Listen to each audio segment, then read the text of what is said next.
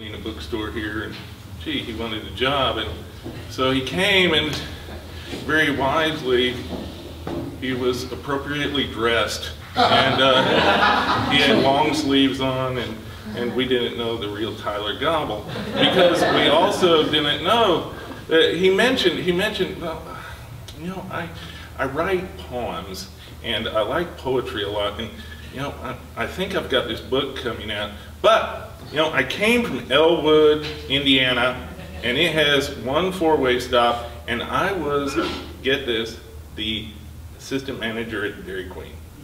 And we were like, you're hired.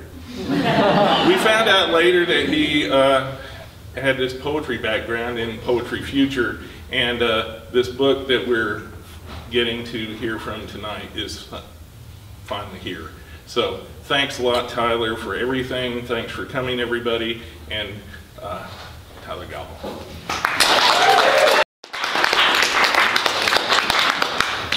Oh my goodness, this is so weird. So super weird to see this exist. And those of you that know me know that I don't get really nervous about readings for whatever reason. But I've been super nervous all day. I've been really jittery. And the only thing I think to do is call my mom. So I called my mom back in Indiana, and I was like, Mom, what poem should I read? And she's like, well, read one that has like chicken nuggets in it. You have a lot of poems about chicken nuggets, right? And I was like, yeah, Mom, I'll read one of those. And I was like, what else? And she's like, how about roosters? You like chickens, right? Like chicken nuggets and I apparently only read about chickens. And so this book should be called More Chicken, More Chicken. But no, so I found a poem that doesn't have a chicken in it, I don't think. So let's do that. This is weird to do. I don't know how to do this. Boom. There it is, page 60. I should have marked this better. All right, but thank you. I'm going to say my thank yous later. I'm just going to read it right now. All right, this is called Ours America. It's impossible to predict when someone will bother me with a Bukowski poem, or when I will squeal my squeal of joy at the unspoiled timing of the song humming among the potatoes. Indeed, love, they say, is a game for fools, and here I go breaking all the rules. Or when an Obama address I always pretended to know might enter my life and finally be something I do in fact know. And the same is true of a Miley Cyrus hit or gaffe or atrocity, depending on your particular sensibility this morning. Mr. President comes in from his game, takes off his sneakers, eats a handful of raisins, and nods off, silently and alone, and we can assume right, happily to sleep. To his total surprise, he dreams. To his total surprise, he dreams of me. I am painting a mural. First come the coffins, then later I will adopt the faces and the torsos to plant here forever, or at least until the president dreams up another underqualified painter, another mural. But last of all, I will commit to the weather, the thickness of the perimeter of the sun, the angle the wind forces the birds into, the panic green of whatever the green signals. It is his dream, so I will not ruin it now by interpreting, but I must say I'm always appalled. There's not more clapping at funerals. It feels like such a natural celebratory thing to do. All right, and then I'm gonna, let's see. Yeah, here's what we're gonna do. And then also, so I'm gonna read not from the book, which is weird, probably, but I'm gonna do it because it's my reading, and I have a cake. That's really exciting. So yeah, let's start. Thank you so much to my man Lost John, my brother Jason Tobin, and my dear Lane Ransom. I told myself I wasn't gonna cry. But they're three of my favorite artists in the whole world, and they happen for now live here in Austin with me. It's an amazing thing that we're all together. It makes me really happy. And this is the only poem that I think that they're all three in. I mean, I know they're all three in this one, but I think it's the only one they're all three in, at least for now. It's called Tyler Gobble poem. I'll explain it some other time. All right. Like the feller with the kick drum running across that downtown avenue, his road trip dreams and his wedding ring pie in the sky, the harmonica bleats chasing us down the plum streets. Like an ordinary spring day, and the most beautiful gal this side of wherever, a bag of discs strapped to her shoulder. We're playing disc golf, you see. And the colorful disc gets scattered, Easter eggs of childhood and tie-dye ambitions of the teen years parted with and found again.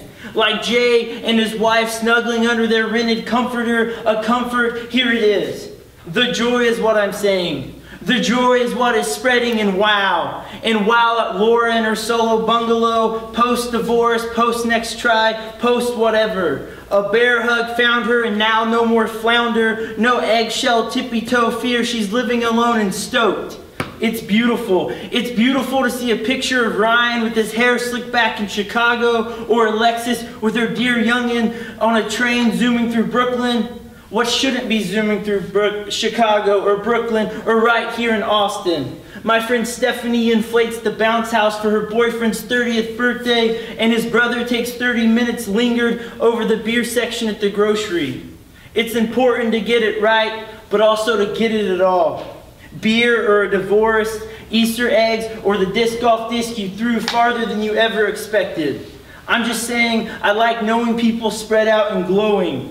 In the UP, a man who once shook me for being too embarrassed to wear a tank top is bustling through the snow towards his next novel and his wife, vegan lasagna cooling on the counter.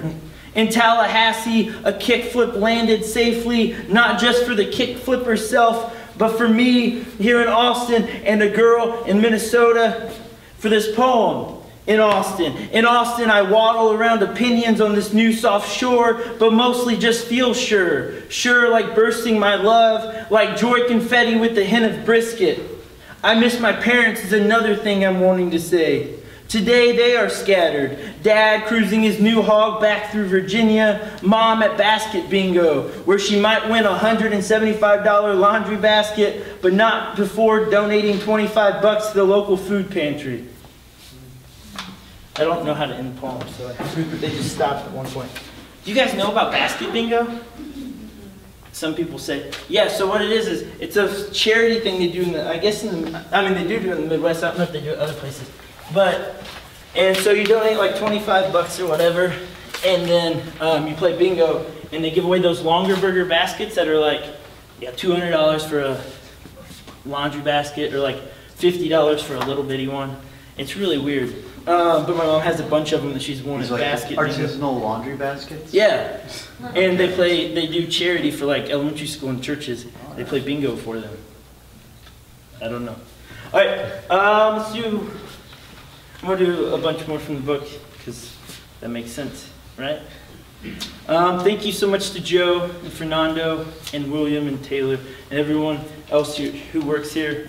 I did work here for a while, and then I don't anymore. All right, let's see. So someone who's really important in this book too is Nick Sturm, who's a really, really wonderful poet. And he has a book, or he has a chap book called I Feel Yes. It's this really wonderful long poem. And whatever, I got kicked out of the house one time and I had to take a bus across the country back home, and all I had with me was a printed copy of that long poem. So I read it, and then on a bunch, and on the back of it I wrote a response to it to make myself feel better. And it's called I Feel Yes Too. Like also. Okay. It's for Nick Sturm, or after Nick Sturm. All right. In our own confusion, you climb, drink wine, hassle the machine for the what, when, what. Lonely, us, sleepy. The day stumbles away, fireworks, lilacs, praying I disappear. I too spend hours in lemonade. I drag feeling in the clouds. I am glad I'm alive. How about you? Do you still eat yourself for a long time? To dance without a body is the sun in the middle of a spill, the expression you make through fields of terror. I in a puddle. I'm my disbelief and loud enough. A small bottle imagining value cut from her brother's. I'm many other things. Stained pants, a dislike of juices, confusing life. My actions are excess. Absent-minded high behind a dumpster. I want to stand to know the night in the grass. Living not shared in motion, I work for the person who might materialize in the shape of trembles. Next to love, I sequence beautiful thinking, the ha-ha with my bourbon, orgasms in charge of insatiable dress-up. I kiss vulnerable. Believe me, I want to cuddle. I will never be as good as ridiculous. Your heavy skull yawns, the humming builds a totem in the sky, only fog emerging. Can you see me? Does that matter to you? Do you know what would happen if the sky had extra glow? From the idea of how I piece the light to build the love, let's agree about open skin. There is a warming, the best tan. But you say, part of you is inconsistent. Take off your sexual way. You say, blur. Our gonads say language is no way to surround the perfume of the air. I got this body like a glitch. I collide inexplicably with the tree. I am not responsible for imagining war, the pattern in the dark. It is beautiful to be sincere. I live in the letter, the motion, the decision. The circumference of me toggles in the tambourine rattle of your tongue. Ride through fog to illuminate the person you love. Fuck up and grow in the confusion. Do you understand? I cage syntax for you to want to listen louder. My head is reciting never-ending smash. Nothing but sounds fucking. We are making out with nonsense. Let's undress the words. Swallow the pleasure twitching in the ignition. My mouth against the force and whatever happens out of these dumb bodies. Human trying, delicious mistakes, a door into any sad person. I need feedback. I need proof anything beautiful will save you. Am I wrong? Anything? Scissors, the wolf. Burn here the fire. Do these questions know more than we ever will? Some things make me aware. A laugh near me, your baffling swag, my rapid kissing, the breath coating our needs. I go to the roof, wherever you are, on a park bench, among what breaks, the shards of gold we have, sleeping, living, fucking each other's bodies with massive glow. Do I know anything? All this, everything I love is. Alright, can I try something new with you guys? I don't know if this is going to work. I made this, and I want to stomp on it. A little bit, let's see. Is that a tune? Sounds pretty good. Alright, well, this might fail terribly. Sorry, Lynn, you had to listen to this all week. Actually, you know what? Psych. Okay. Psych again. Alright, ready? Alright. It's called Legitimate Bustle. I see you there on the other side of the pizza, a unicorn and a demystified mist. When I open my mouth to tell you 75% of me feels nice and the other 25% is a new driveway over glistened with rain, out tumbles a baby and a baby and a baby and a baby. Have you noticed? Are you ready for this party? I throw my hands up. You throw your hands up, around and around the pizza it goes. The wave at a St. Louis Cardinals game. Back to the Future ride at the county fair. The nunchucks of nightmares. How quickly my pizza gets cold, you say. My mouth works again, all out of babies. I say the exact amount of confetti is not the important part.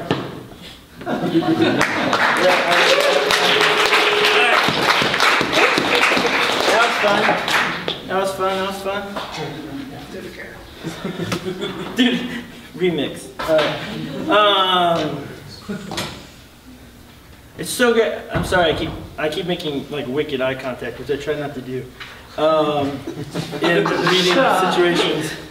But so many of you are so wonderful. I mean, all of you are so wonderful. And I'd say there's two of you that I'm not sure about. But all right, let's see. No, I should have planned this better. See. All right, yeah. Also, I talk about my parents in my poems a lot because I'm 12, and but no, because my parents are really, really important to me. My dad texted me from the tree stand. He was hunting. He was gearing there, and he texted me today. And he's like, "Hey, Mom told me your readings tonight. Like, good luck. Love you." And my dad's really amazing. He sends me, and that's why I have to write about him a lot too, because my dad sends me so many funny things. Like one time out of nowhere, he just texts me and just says, "Life is good. eating fried chicken and watching Joe Dirt. And like, no, I mean, I didn't even ask, but I'm glad he told me. And I was like, me too. It's so weird. And, but anyway, so yeah, so this starts with it. It's called a little clang batter.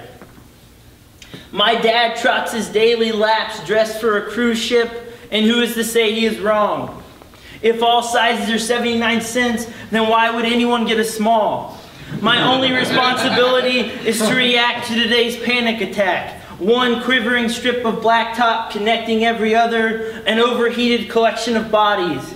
The kid at the mall strutting by Hot Topic, and he says to his dad, I like this place when it was darker.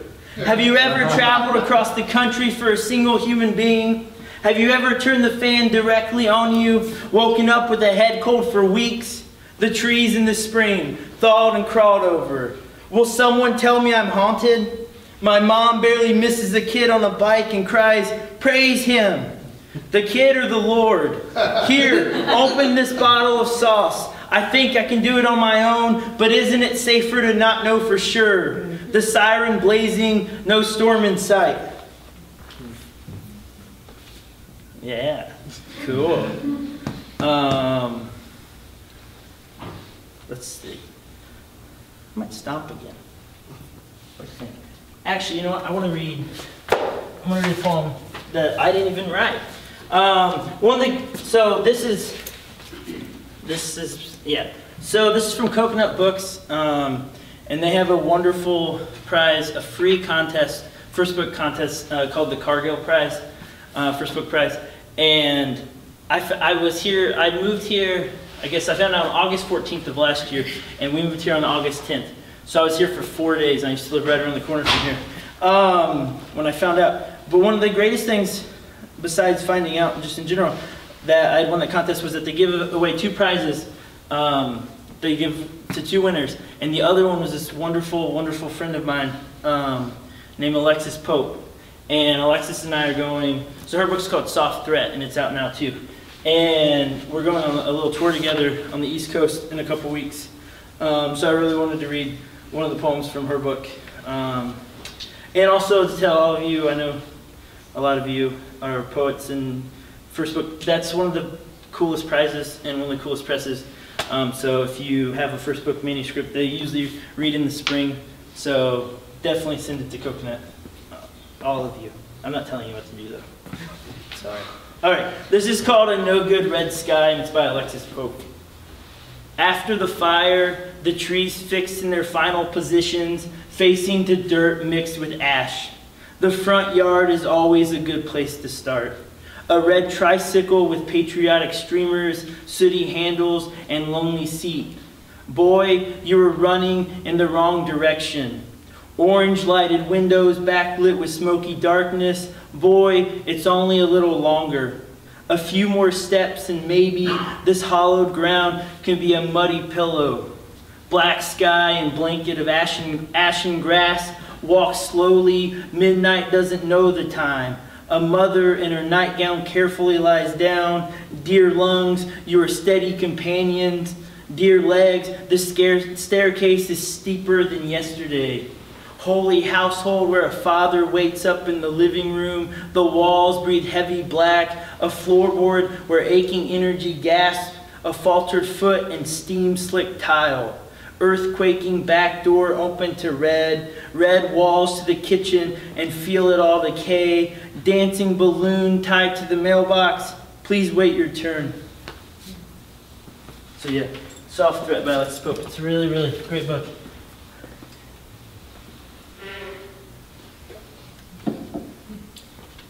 All right, a couple more.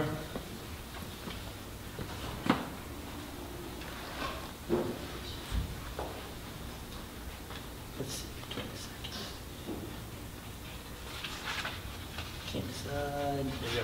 Okay, I can decide. All right, I'm gonna try this again. Is that okay? Anybody get mad? Yes. Okay, don't get mad. All right. Well, so yeah, this poem is for my dear friends Scott and Jay, who were sweet enough to buy me some bourbon as a congratulation present, which is the natural American spirit. Of course, it's the official, it's our nation's official spirit. And so this poem's called Natural American Spirit. It's about bourbon and other things. So this is for them and for all of you, but mostly for them. We'll see how this goes. Natural American Spirit. Get off the internet, it's your birthday, America. And tomorrow seems so frightening, with whom fulfillment lies. Rather the weight of it, the wait for it. Will S ever finish the eagle sculpture begun for you? Perplexing. The spiritual is not first, but the natural, then the spiritual. There is emotion in the two. Things to be learned. A charming young creature takes 6 instances of caffeination and finally unrobes, then immediately re-robes. I've recently found myself inside a heart-shaped light bulb. Instructions, Thomas Edison is buried here. Well, was. There is nothing natural about smoking except perhaps the feeling of being composed a wee bit of fire. Whitman and his haunches. Whitman relies on the natural rhythms of speech, on his innate ability to return the better pair of pants to the young feller who needs them most. This statement is directed to you. I'd like you to stop and remember just why it's so possible for beautiful men and women to fill the day. A masquerade of cities, more pointed wires, like strings on a guitar never fully lopped off. In order to save a few moments, in order to snag the hot pocket directly when done, in order to appear to care less about appearances, in order to be eligible to receive special offers, the mail arrived during the middle of this poem, as it does in the middle of every poem. Mr. Gobble, you must go on this once-in-a-lifetime horseback riding adventure. Horses have such marvelous presence, and sometimes a poem or a piece of art is able to capture some essence of that presence. At the end of the journey, you'll find a campsite, today's fire already with bacon. A woman will be there to take your photograph.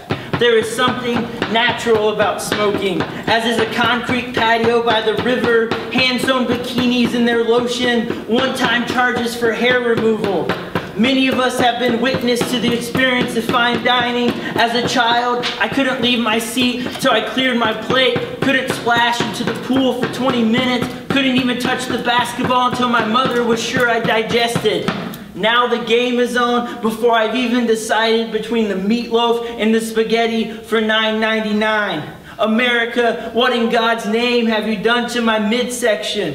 Distraction with simple facts. If the whiskey was made outside of the United States, it cannot and never will be bourbon.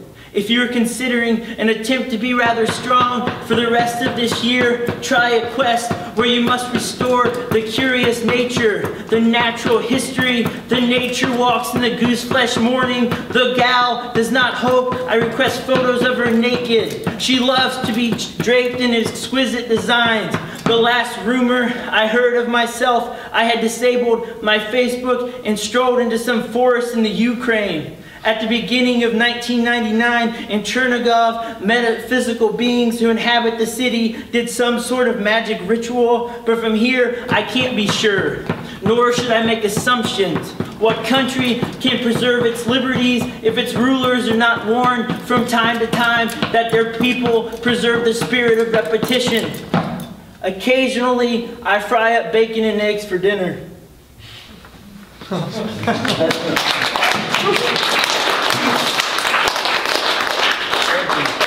I think I'm going to read 2 more. That sounds good. How you guys doing? Alright, I'll stand up and stretch. Yeah? Stretching is really important. I've learned that. Alright, so this next poem I'm going to read, I gotta get this down. Alright, so I was thinking, I went through a phase in Indiana where more than I would like to, not a lot, but more than I would like to, I was going to those like Chinese buffets that are like in strip malls. And thanks, Lane. I was going with Lane and my parents when I was living there, and I would always get the fortune cookies. I was fascinated, you know, they're very fascinating, the fortunes. So I tried to write my own. Well, I also like the idea that like all of a sudden you have this big thing, like you open it up and it gives you this fortune. So this is, and woo, all of a sudden. So this is called All of a Sudden. It's my attempt of writing fortunes. My fortune cookie said, some things break and never get fixed. Now, oh, shit, sorry. And there's also 3. There's a James Had Adcock's tweet in here, a quote from Apollinaire, and an Outcast lyric. All right, I'm going to start again. All of a sudden, my fortune cookie said, some things break and never get fixed. Now don't have me break this thing down for nothing. If only part of the cheese has mold on it, then you've won, man. Cross the wrong person and you'll wake up with a horse head in your bed. Whose idea was it to make fences from barbed wire? A wise man refuses to ride public transportation, afraid he'll get pushed in front of the bus. Stressed? Try this. Eat French fries and feel happy for weeks.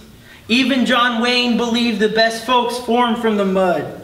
Following the puffiest cloud is one way to do it, you could argue.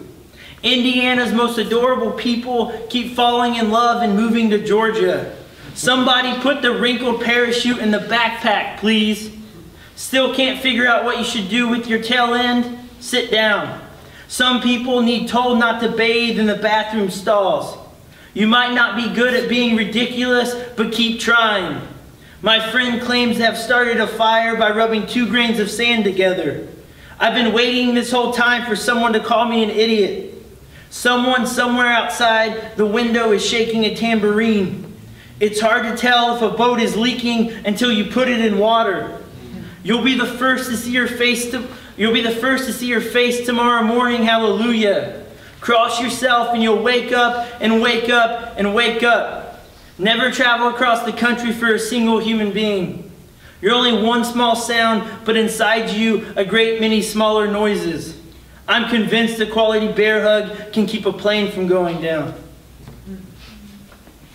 Alright, so thank you guys so much. This is going to be my last poem here.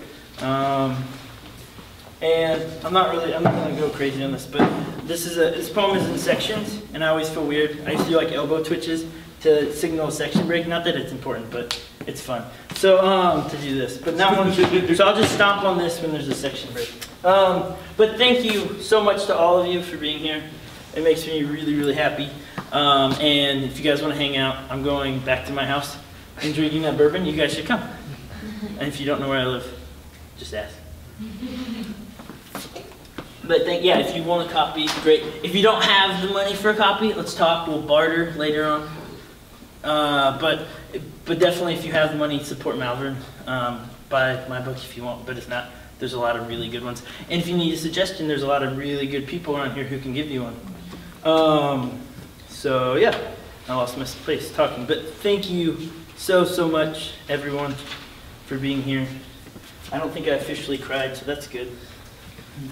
All right, Rooster in a Flower Bed, and I know some of you have heard this, but you get to hear it again. It looks a lot longer in this book too, which is weird. All right, Rooster in a Flower Bed. Is there a better image than a rooster in a flower bed?